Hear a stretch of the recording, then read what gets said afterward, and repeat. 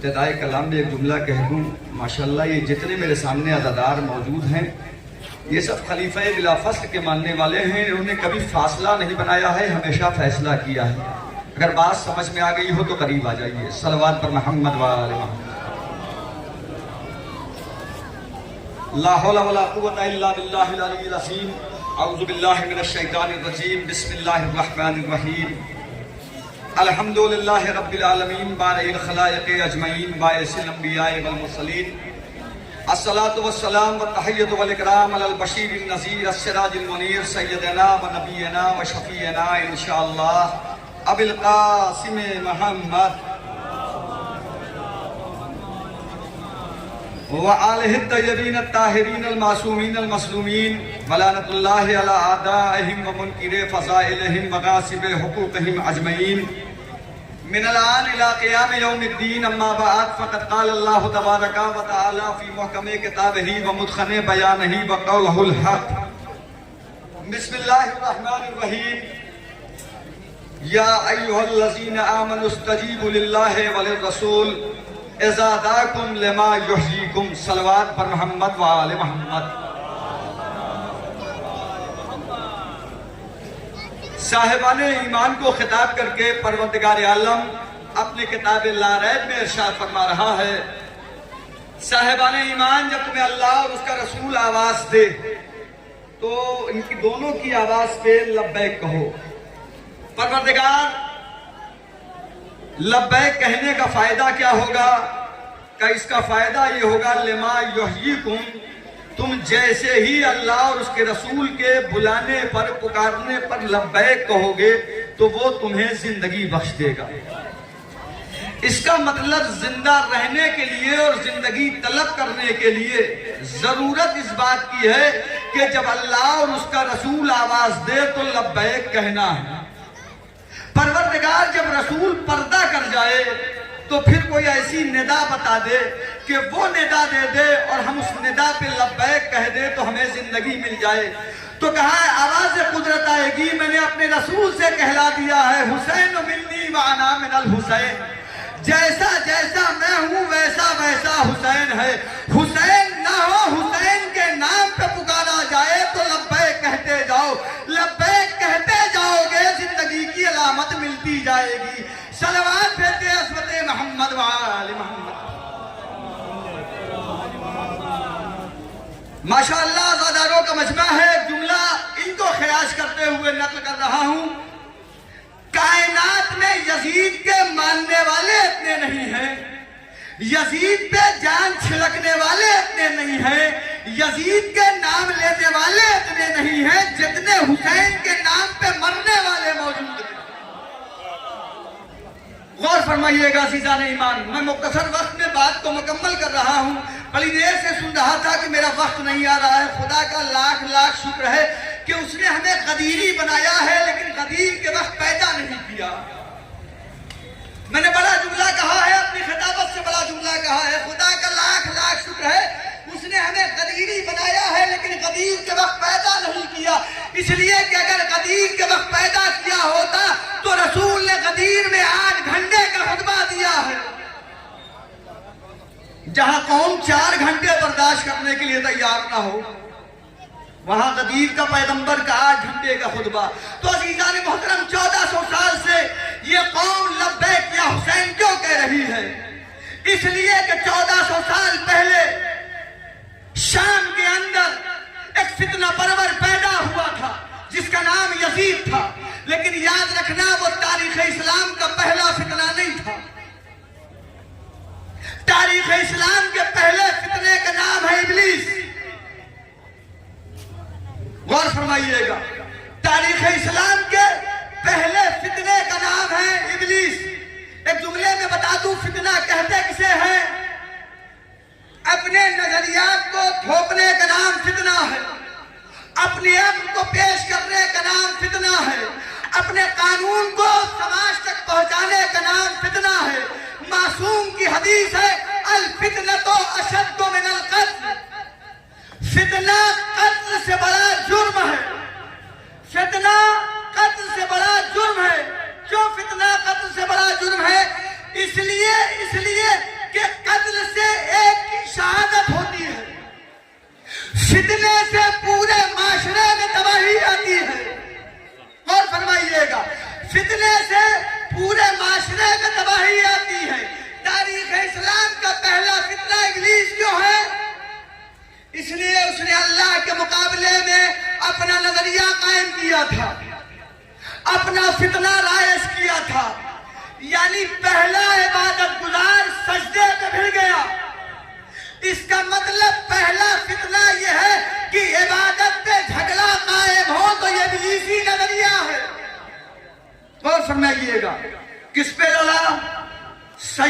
جھگڑا کیا، عبادت پہ سجدہ کیا، اللہ نے کیا کہا؟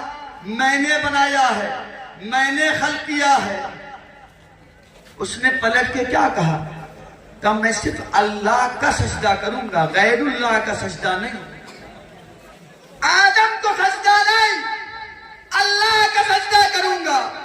یعنی آدم کا احترام ہے، آدم کے سجدہ حرام ہے۔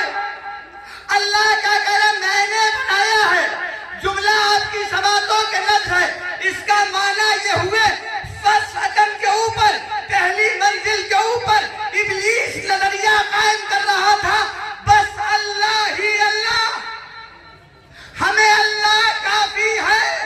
اس کا مطلب کہیں اگر یہ آواز آ جائے کہ ہمیں کتاب خدا کافی ہے تو یہ ابلیسی نظر صلوات پر محمد والے، ہمیں اللہ کافی ہے، بس اللہ ہی اللہ، اللہ کے علاوہ کسی کا سجدہ نہیں۔ حالانکہ اللہ یہ کہہ رہا تھا میں نے اسے بنایا ہے، بنایا خدا نے تھا، یہ اپنا نظریہ قائم کر رہا تھا۔ اور عجیب بات یہ ہے، عبادت پر بلاغت بھائی اس وقت یہ بھیڑ رہا ہے جب 6 لاکھ سال تک اس نے سجدے کیے۔ 6 لاکھ سال سجدے کرنے کے بعد، اور سن لینا بہت آسان ہے، پڑھ لینا بھی بہت آسان ہے، 6 لاکھ سال کی عبادت کے اندر 2 ہزار سال کے سجدے، اور 2 ہزار سال کے سجدے میں 2000 سال یہاں کے 2000 سال نہیں ہیں، قیامت کے 2000 سال ہیں نا، وہ 2 ہزار سال کے سجدے میں پڑا رہا، اور سجدے سے جب سر کو اٹھایا فرشتے آ کے مبارکباد دے رہے تھے، تو ایک مرتبہ اس نے فرشتوں کو بھی دھوکہ دیا۔ دھوکہ کیسے دیا؟ جیسے ہی فرشتوں نے اسے آ کے مبارکباد دیا، اس نے سوچا یہ تو غلطی ہو گئی، اللہ اس قابل ہے کہ اسے اور سجدہ کیا جائے، اس نے فوراً سجدے میں سر رکھ دیا۔ اس کا مطلب یہ ہوا ہے کہ جب بھی کبھی دھوکہ دیا جاتا ہے تو سجدوں کے ذریعے دیا جاتا ہے۔ غور فرمائیے گا عزیزان ایمان، میں ایک نتیجے تک لا کے بات کو مکمل کر دے رہا ہوں۔ تو یہ مکاریاں کر رہا تھا، ریاکاریاں کر رہا تھا، مسلمان بیچارہ آج تک نہ سمجھ سکا۔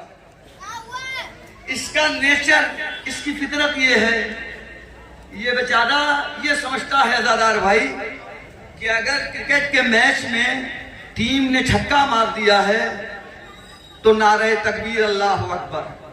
اب میں اپنے جملے کا ذمہ دار ہوں، آپ کے سمجھنے کا ذمہ دار نہیں ہوں۔ ٹیم نے اگر میچ کھیلتے ہوئے چھکے مار دیے تو نعرہ تکبیر اللہ اکبر، اسے معلوم ہی نہیں ہے، اسے خبر ہی نہیں ہے کہ خیبر کشائی کسے کہا جاتا ہے، یہ خیبر کشائی نہیں جانتا ہے، اسے پتا ہی نہیں ہے اسلام کیا ہے، فتنہ کیا ہے۔ فتنہ ابلیس نے کیا تھا، اللہ نے کہا میں نے اسے بنایا ہے، یہ اپنا ایک نظریہ قائم کر رہا تھا۔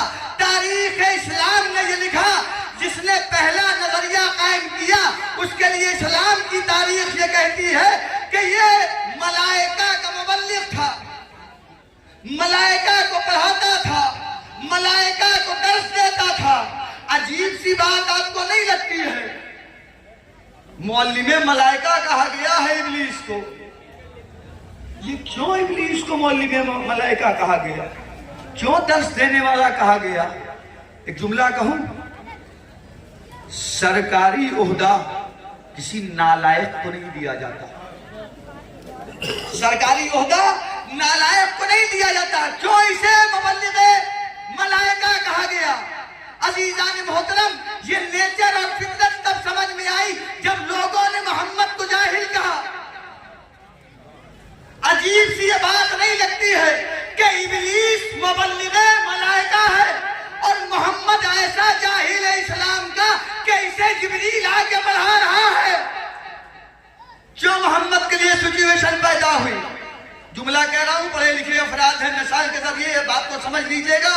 عزیزان محترم، کسی گھر کے اندر سب جاہلوں ثقلین بھائی، اور کوئی ایک بیٹا پڑھا لکھا آ جائے اور رات بھر بیٹھ کے پڑھنے لگے تو جنہوں نے جن بزرگوں نے کبھی نہیں پڑھا ہے نا وہ یہی کہتے ہیں یہ پاگل ہو گیا ہے. اس کا مطلب جاہلوں کو پڑھا لکھا اچھا نہیں لگتا ہے, جاہلوں کو پڑھا لکھا سمجھ میں نہیں آتا ہے.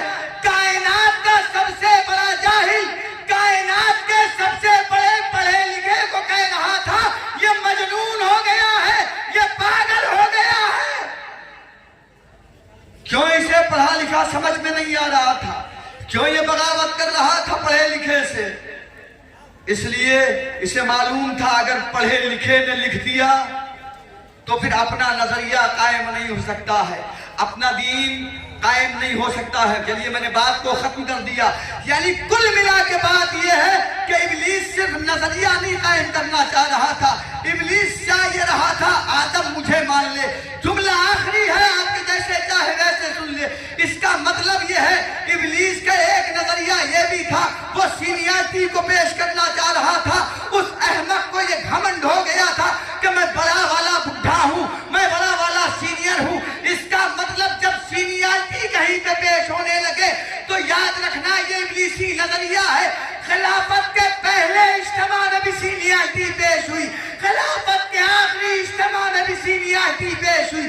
یہ اور بات ہے یزید اپنی سینیارٹی نہ پیش کر سکا. کیوں؟ میں نے سرولی کے خمسے میں کہا تھا آج ہمارے یہاں یہ کہا جاتا ہے اور پڑھا جاتا ہے کہ یزید نے سید سجاد کے ہاتھوں میں بیڑی پہنا دی تھی. میں بڑی ذمہ داری سے جملہ کہہ رہا ہوں, یزید مرد نہیں تھا, عورت تھا. اگر مرد ہوتا تو کربلا چل گیا تھا. اس کا نہ آنا اس بات کی دلیل ہے کہ یزید کے اندر صفت عورت تھی, صفت مرد نہیں تھا.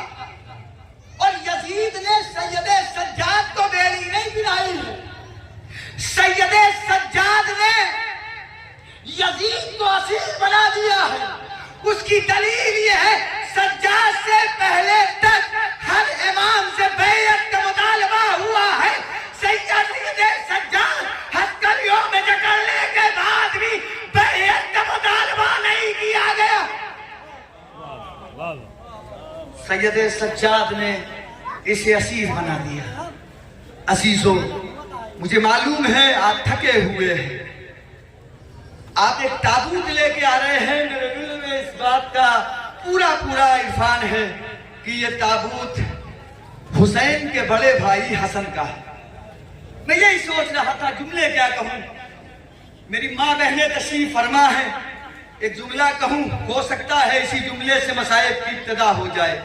گھروں سے آپ کے بہت سارے جنازے نکلے ہوں گے یا آگے نکلیں گے. کبھی کسی بہن نے یہ دیکھا ہے کہ بھائی کا اس کا جنازہ گیا ہو تو کچھ دیر کے بعد جنازہ پلٹ کے آئے تو پھر جنازے کے پیوست ہو؟ ہائے زینب, کیسے اس نے حسن کے جنازے کو دیکھا. ایک فقرہ کہوں ماں بہنوں, اس فقرے کی قدر کر لینا. کائنات میں جب ماں گزر جاتی ہے نا, جب زوجہ رحلت کر جاتی ہے نا, تو ماں کے بعد سب سے بڑا جو چھاؤں دینے والا, سب سے زیادہ جو دل کو تسکین دینے والی جگہ ہوتی ہے نا, وہ بہن کا آنچل ہوتا ہے. یہی تو وجہ تھی جب حسن کو زہر دے دیا گیا اور حسن بستر کے اوپر آ گئے.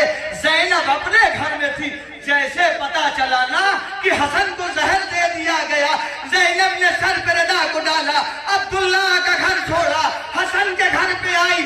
اللہ کسی بہن کو یہ دل نہ دکھائے جو زینب علیہ مقام نے دیکھا. ارے بھائی کے سامنے تشت رکھا ہوا تھا, تشت میں کلیجے کے ٹکڑے گر رہے تھے.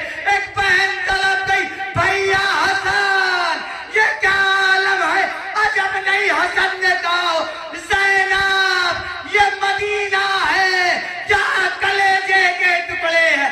اے زینب 61 ہجری حسین کے جسم کے ٹکڑے.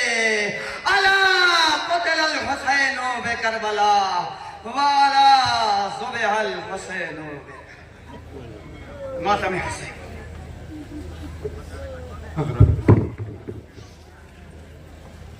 یہ تھے خطیب اہل بیت جناب حضرت عبداللہ.